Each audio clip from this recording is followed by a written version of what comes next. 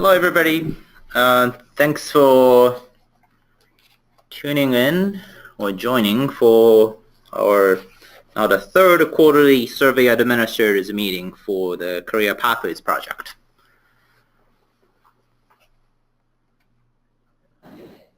We are unmuting you from our end so that you can with the voice. So if you're not talking, if you could mute from your end, that might cut some background sound.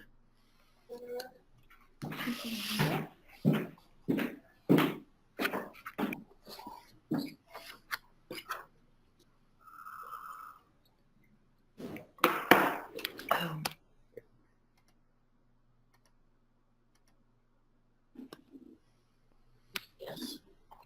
All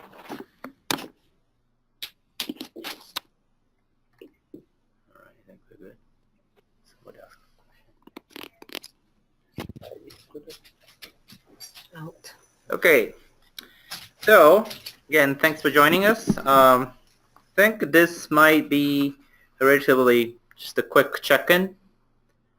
I know that most of you are having fun cleaning and preparing the alumni data for us, so we'll try not to, or the preparing the student survey, so we'll try not to keep you too long. I'm here with, this is Hiro, and I'm here with Enio and Ryan Bradshaw and Catherine. You could say hi to just to kind of keep it. Hello. Hi. Okay. All right. So just a logistics note. If you could use the raise your hand feature, if you have any questions, then we'll call you on. Then you unmute yourself and start saying something. And next slide. And if you have issue with the audio, here is the alternative way to go about it. Okay, and this information. Okay, so today we're gonna cover these topics. So one is the student surveys. We sent the updated survey instrument, so we'll briefly touch on that. And if you have any questions, we'll address some of those questions.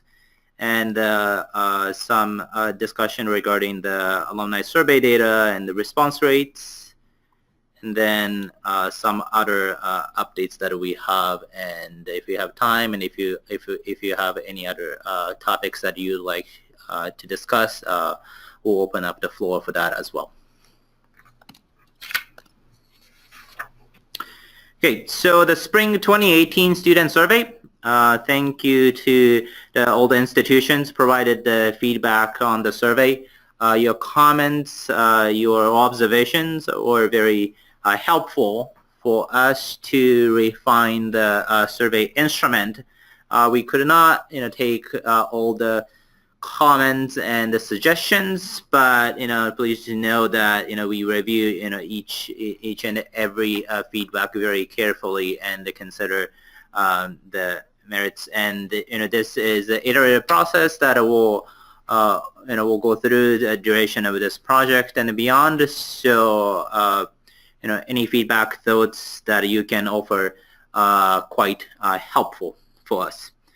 So as far as some of the changes that we made, I noted in my email to the group that we changed the Likert scale formats a bit throughout the instrument, and we adjusted the wording of the questions to have a consistent scale. We also clarify that for employment preferences related we are asking ones that are related solely to the first job that a doctoral degree recipients are going to be looking for. we reformatted some of the professional development section of the survey. So, now we ask respondents to report us where they received the professional development in particular areas, and namely whether the opportunity was sponsored by the doctoral program or by institution or outside of an institution. And perhaps the perhaps the largest change, but not not alter the nature of the questionnaire, but we gave a lot of flexibility to institutions for several of the questions, particularly on the demographic question side, and as well as the participation in the professional development opportunities too. So what we did was, as long as you can crosswalk back to our categories, you can substitute some of the questionnaire options, the categories, to your liking. So, for example, our updated survey instrument include 4 gender identity categories, but if you prefer using more expansive list, as long as you can fold your responses back to our four category item, you are free to use your own categories. The same is true for race identity.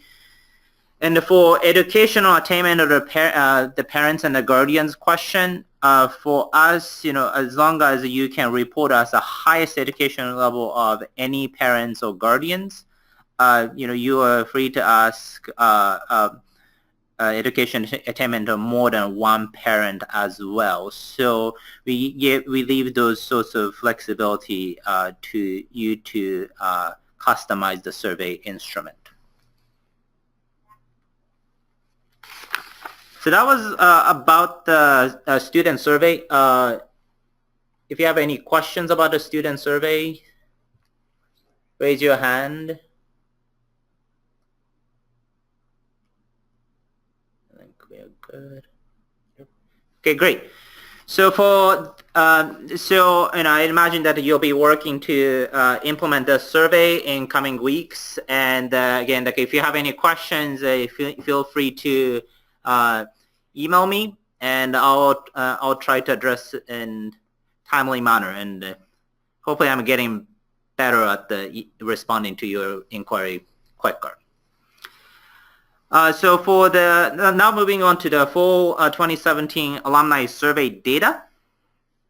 Again, just as a reminder that it is due to CGS on Thursday, March 1st, and please mail the data, or some sort of the shipping option in a password protected medium, to our office address. And once we receive it, we'll send you a confirmation via email, and at that point please email us with the password so we can unlock the data you sent it to us. And please use the code book with the clarifications to clean your data prior to sending it to us. And if you have, again, any questions about some of the confusions, be happy to take that, and thank you for working with us in preparing the data set in UN. Okay. Are there any questions about the alumni survey?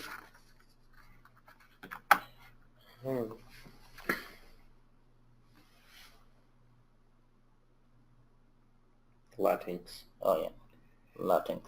Yeah. So we have a question, which is question 11 on the student survey is now, are you Hispanic or Latinx with an X? Mm-hmm. And Latinx is recognized as a gender neutral term. Mm-hmm. And so that was intentional.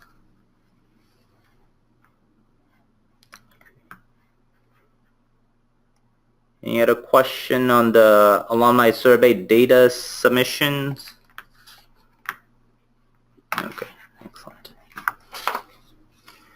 All right, so on to, one of the parts like we wanted to discuss and hopefully get some of the feedback or the insights from you is the topic of the response rates for alumni survey. And we have asked this question of, what the response rates will look like, and we receive information from some of you. And so based on the information we have, across different institutions, we had eligible PhD alumni, so those we consider as a 3-year out, 8-year out, and 15 years out. There is about 6,300, and of those eligible alums, it seems that over 5,100 receive the survey. So as in that it seemed that we had the valid email addresses. And the 1,726 completed the survey, which gives us the response rate of about 34%. And I think, this is, considering that this is a voluntary survey and I think it's, very good response rate. Of course, the question of what is good enough and what is not good enough is going to depends on, how these data are going to be used and how the data and the resulting analysis will be received by institutions. But, overall, based on the information we received from some of you, this is the kind of response rate that we are looking at. And of course, this response rate, varies quite a bit between institutions, some higher than the others and some a little bit lower. And also the percent of having valid email accounts also varied as well. And, at prior to our December project directors meeting, and there was the concerns and the questions about what would be a good way to increase the response rates. So we wanted to have some opportunity to talk about what institutions might have done to track the information. So we got this flowchart from University of Notre Dame. This is the way they approached and tracking the response to the survey. And if Maureen can talk a little bit about what you guys did and what we are seeing here with the group, that'll be great. Yes, basically, this is a lucid chart, a lucid flow chart. And basically what we did was keep track of when we sent out emails to see if they were actually valid email addresses and the results of those emails after we sent them out. It's not a true flow chart based on the symbols there, but I think it portrays the process that we went through. I don't know if anybody has any questions. It's pretty obvious, I think, what we're trying to portray there. How much person effort did you put for this process of tracking and doing the follow-up? And what type of resources did you have in your office? Well, I created a database, and working with IR here, we just kept track of the emails that were sent out and whether they got opened or bounced. Or we do have a CRM that we used, customer relation management system, so we were able to tell exactly who opened the emails or not. So that was probably key in being able to track the responses that we got. And once we verified that it was actually a valid email address, we then would send out the survey. Okay. Did you do anything to look for the correct email address for the invalid ones? Or that was sort of just a kind of dead end? No, we followed up. We had student workers who were following up, trying to find, going out online using LinkedIn, trying to find additional email addresses. So sometimes it would take as many as 2 or 3 hits with different email addresses to finally get a valid one. I think we probably stopped at a 4th possible email address. What's not showing on there, though, is right before our Christmas break, we did send out a mailing to, I think it was like 261 alumni that we hadn't been able to get valid email addresses from, or who hadn't responded to the invitation to do the survey. Okay. Any questions or any other approaches that some of the institutions took? So there was a question about the range of response rates. Of the institutions that gave us information, the response rates, that is percent of those who have received the survey and completed, ranges from 23% to 43%. And if you include the if you include the total, so the people who had the bounce back and everything, that's 20% to 39% is the range that we are looking at. Wendy. So I'm wondering, with the mail out, did they get more response from the mail out, or do they not know what happened as a result of the mail out? We got, of the finished surveys, the mail out, we got 9%. We're actually at 52% overall. Wow. Of the total alumni, and 9% of that 52% was a result of the mailing. Okay. We did time it to go over Christmas break, kind of thinking that people might have a little bit more time and might be more willing to do the survey. Or might be at home. And the mail might have affected that too. Okay, thank you. Mm-hmm. Any other questions or observations or things you've done to increase the response rates? Did anybody use the paid service to look for email addresses of your alums?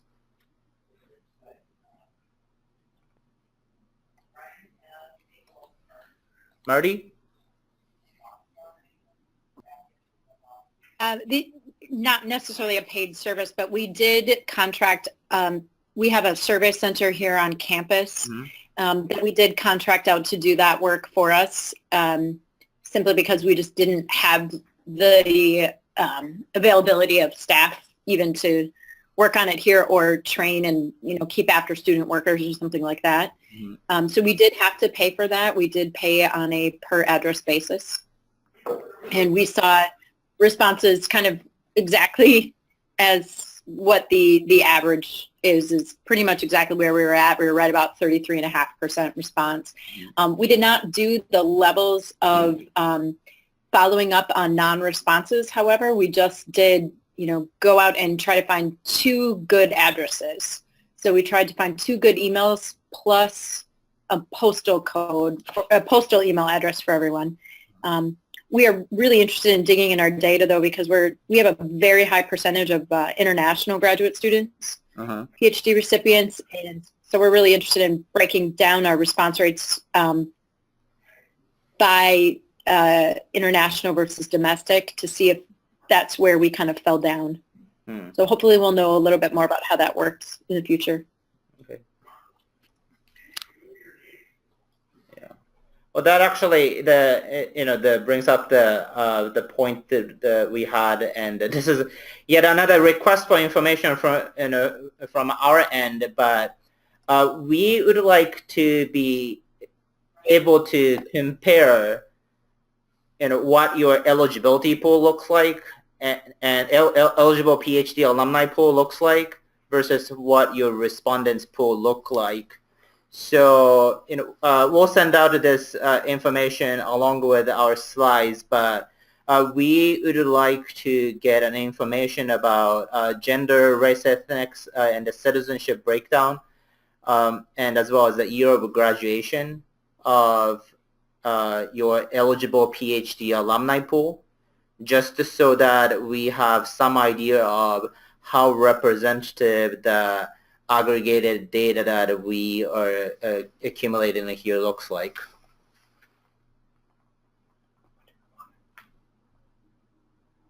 We'll send this one out and the format shortly after this presentation, and if possible, we would like to have this information along with your data submission.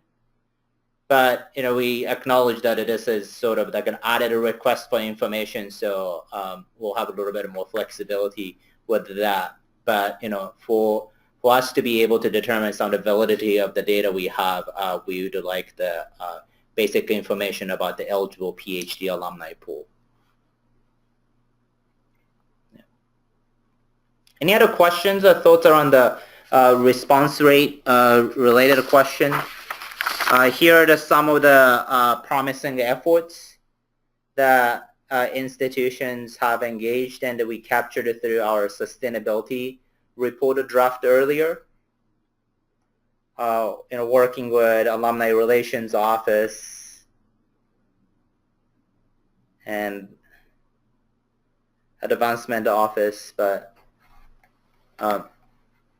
any other practices that you might have engaged this year or you're considering to implement for the next round of alumni survey?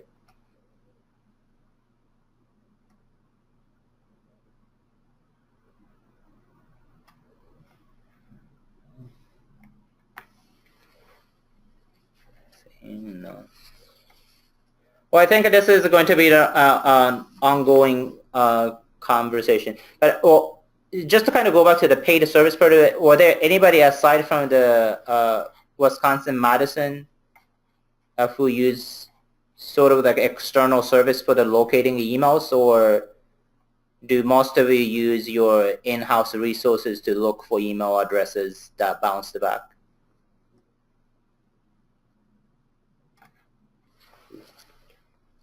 Hi, Jenny. Hi. Yeah, at the University of Missouri, we have used a paid service. We're not doing our alumni survey as an affiliate until next year, but we have contracted with EMSI, which does some economic development and some other things, but we're using their tool to help identify and basically comb the internet for us for email addresses of our alums. So we'll be using that in conjunction with the information we get from our alumni and advancement folks on campus.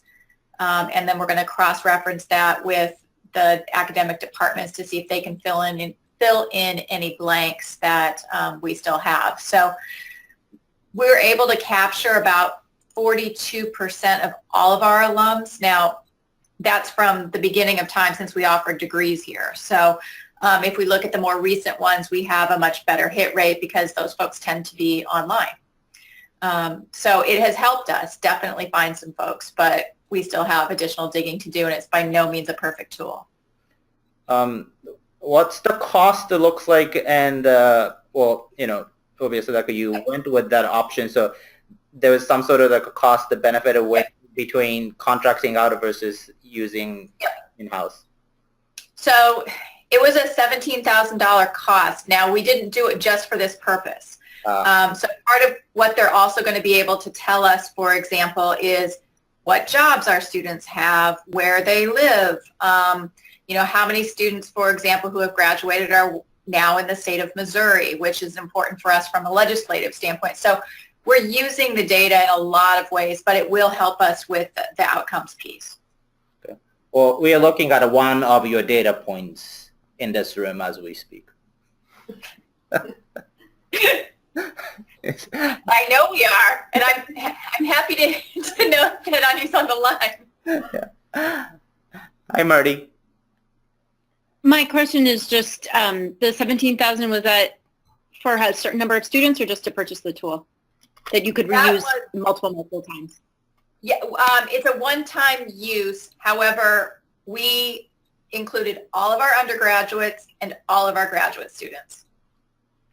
So, so it's a pretty robust number of entries as a result of that. So we just dumped them all in, and then we can sort them by, year of graduation and some of those sorts of things by undergraduate versus graduate. But because it was a $17,000 flat rate, we figured we might as well get the biggest bang for our buck and include as many names as possible. Yeah, I actually think that cost is fantastic. Yeah, we were pretty happy with it. And Marty, there was a question of what the costs, if you guys at Wisconsin had any costs associated with what you guys did. Oh yeah, we definitely had a cost. Our volume is very high, so we have, about 2,200 PhD alumni that we did for this first survey. So that's roughly the volume that we had to do. So our cost was spread out though over, they're actually doing the whole survey administration for us. So I'd have to go back and really look at the cost to just look up the physical address and the email, because they're also managing the entire project for me. As far as building the survey, doing the survey, doing pre-mailings for follow-up emails. I mean, they're owning it, and then I'm doing the analysis. So I'd have to really go and look at the breakdowns and how it would compare. But I could afford to buy them to do it for 3 full years for spring and fall surveys. But with the money coming in from the project, and then our administrative money, with the rest of it, doing the analysis. Any other? We also had some comments from Heather Brandt, and it said for the student survey, they're having the department chair send out an initial email to current doctoral students in advance of the personalized email that they will be sending out, allowing the students to opt out of it at that point. And that in terms of the fall alumni survey, they've been using LinkedIn, Google, and asking individual departments for updated information. However, the first step is to match their graduate data with alumni data and using the My Carolina Alumni Association. So that is from South Carolina. Okay, thanks. So this is the challenge around the locating the right email addresses for alums. Is this something we consider as growing pain, the only beginning stage of this type of data collection efforts? As in, this is the first time we are collecting the data, so we have to scramble to get the correct email addresses. But as we do this year after year, are we going to have are we going to have less need for these services to locate the email addresses by just simply, institutions become better at keeping the correct email address up to date, or, this type of service is something we have to continue to seek for foreseeable future?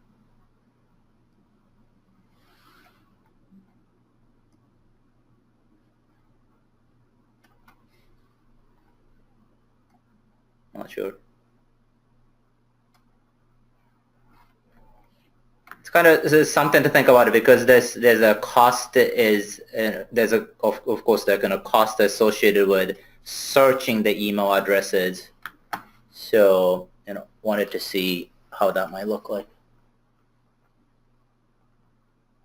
Okay.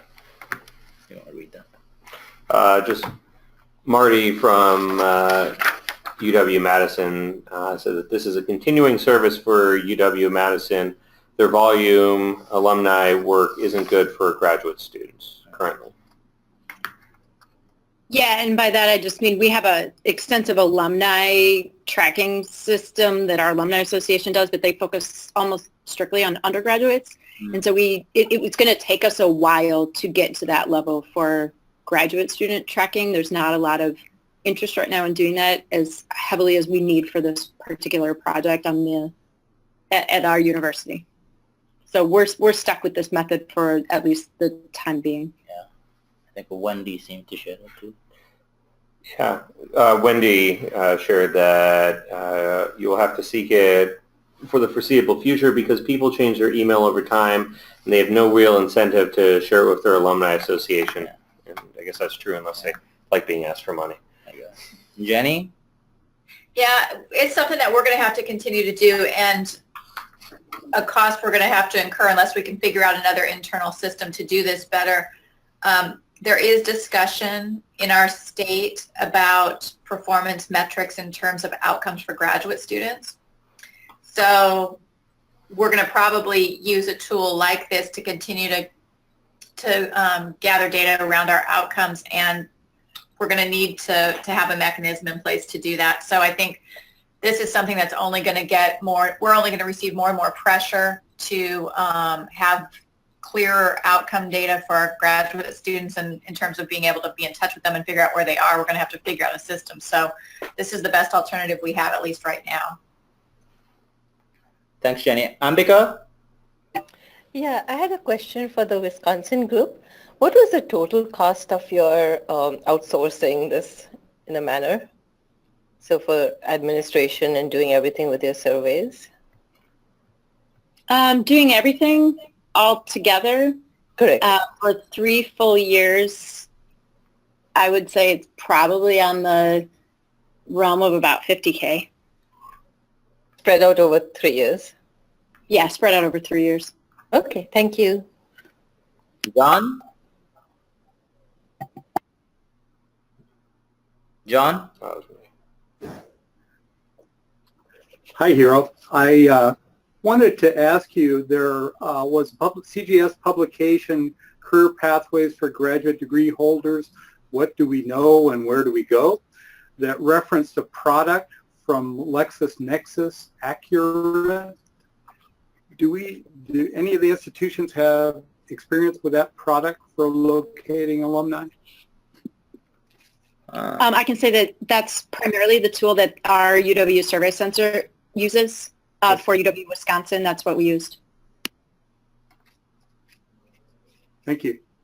That was funny because both of UW, John from UW Washington, Yeah. Marty from UW Wisconsin. Any others with experience? Okay. Yeah. Jenny, is that your hand from the prior question? Oh, that was. Okay. All right. So, okay, well, thanks for those feedback. And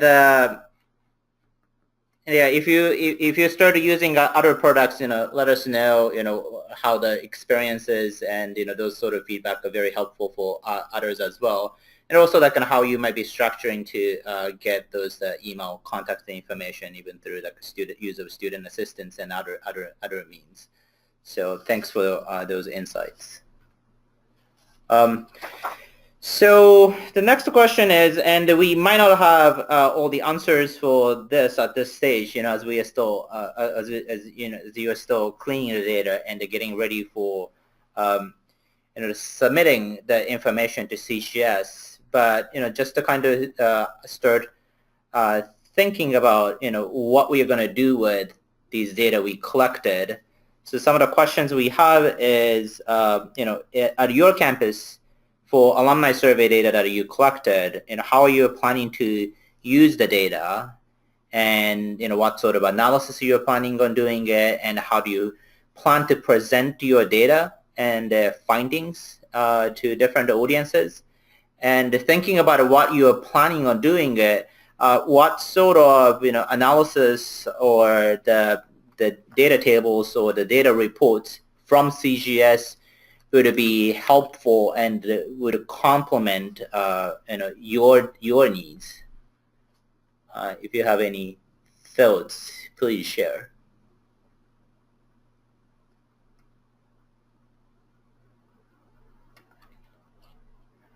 And I'm trying to figure out if the Marty's hand is from the last question.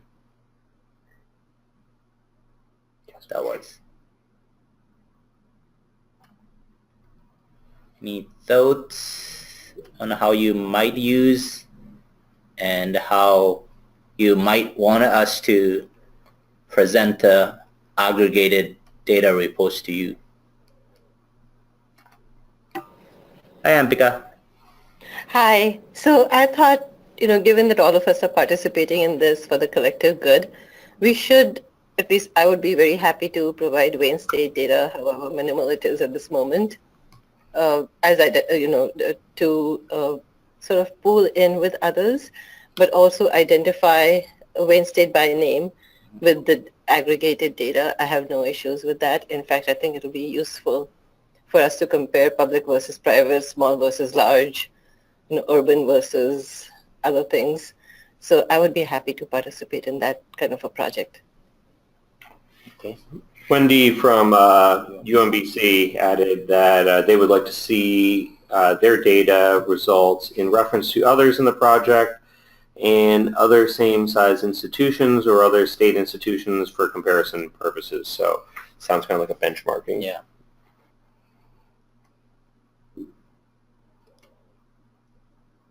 Is it important to consider same-size institutions or same-size field of study?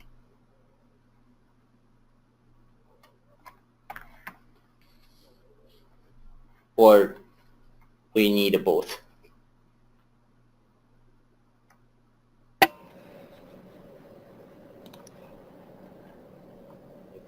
Ambika? I think we need both. Because, while pure benchmark is important, we also want to see what else is happening across the spectrum. Now, your colleague Andrew from Wayne State agreed with you, but Wendy from UMBC said she's looking primarily for same-size institutions. Okay, good. Well, as we started moving into the, the first round of data analysis, do give us feedback or thoughts around, what would be the type of data products that makes most sense to you that come from CGS. We do want to provide the resources that's helpful to you, so give us those feedback as well. Both would be useful to Lisa at Emory as well.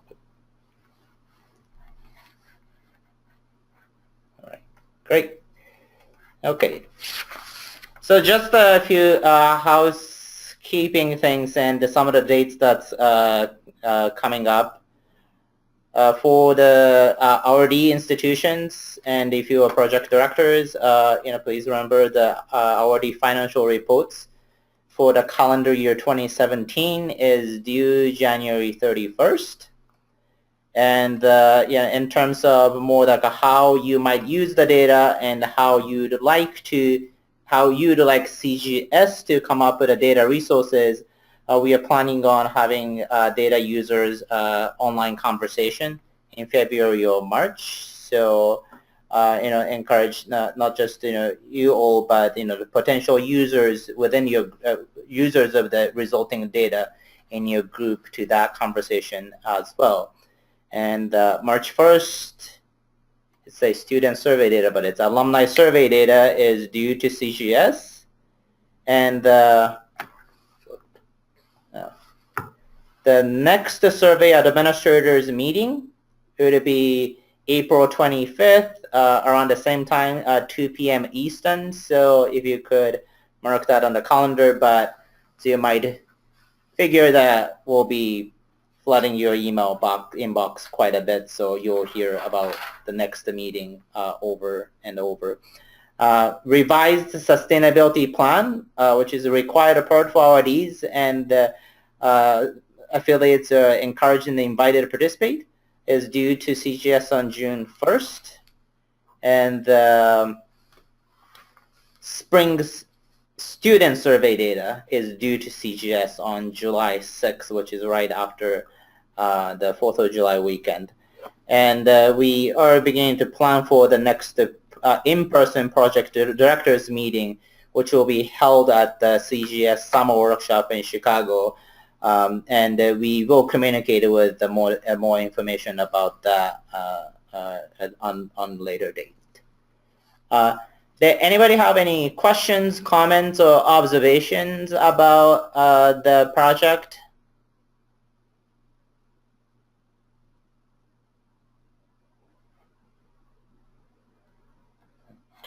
Just two comments.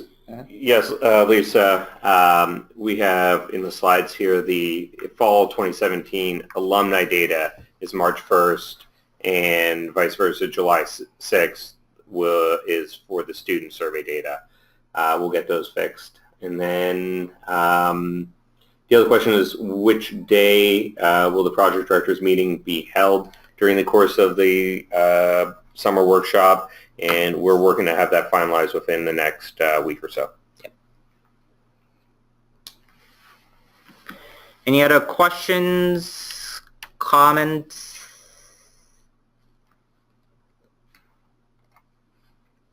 Thoughts? As always, if you have any questions, feel free to email me or others in the project or call me. Some of you might find out that getting me on the phone was a better way to get answers from me in a more timely manner, but yeah, there's that option as well. But again, as always, we cannot thank you enough for your willingness to be a part of this this project and be very engaging and enthusiastic about this very important effort. So thanks for taking your time and calling in, and have a good rest of the day and week. Thank you, everybody.